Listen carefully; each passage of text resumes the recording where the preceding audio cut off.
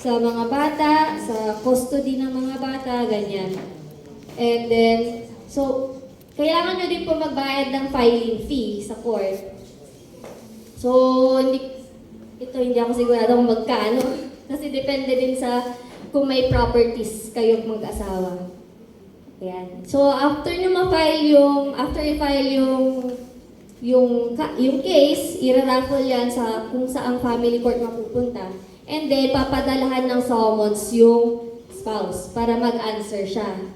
So, kung usually, kadalasan, hindi na po nag-a-answer yung mga spouse kasi minsan gusto na din nila yung lalo na pag matagal ng hiwalay. And then, of course, ino-notify din po ng court ang OSG or ang Office of the Solicitor General. Ito po ay ang abogado ng Estado. Dahil gaya po ng sabi ko sa inyo kanina, ang pamilya ay ang kasal ay protektado po ng state. So hindi po ito basta-basta pwedeng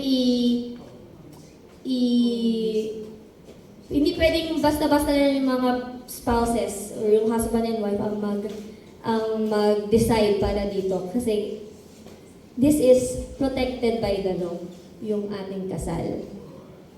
Ayan, hanggang sa magkakaroon din po ng pre-trial, ito po ay mandatory. So dito, sasabihin din ng court na baka pwede nyo pang ayusin yung kasal ninyo. Pwede din kayong ipadala sa mediation para pag-usapan yung property, yung custody ng mga bata, support, ganyan.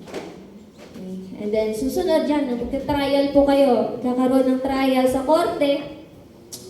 Ipepresenta nyo yung mga ebidensya ninyo, yung nag-file ng case ng annulment or nullity. And then, and then magde-decide na po si court. So, ang decision within 30 to 90 days usually nagde-decide ang court kung i-grant niya yung final ninyo na annulment or nullity case. And then, after na magbigay ng decision ng court, pwede na po ba kayo agad mag-ikasal? So, hindi pa po agad-agad to. Pagkatanggap po ninyo ng decision ng court, meron pa po tayong tinatawag na 15 days para maging officially na maging final na yung judgment ng court. So wait tayo ng 15 days and then tsaka mag-i-issue si court ng finality ng judgment kung walang nag-oppose doon sa decision niya. So kung biglang during hearing hindi nagpapakita yung spouse ninyo, yung sinampahan ng yung respondent dito sa case. Tapos biglang sumulpot siya after nung napag-desisyonan na ng court. Yan, pwede yon na hindi maging final yung judgment ng court. And then,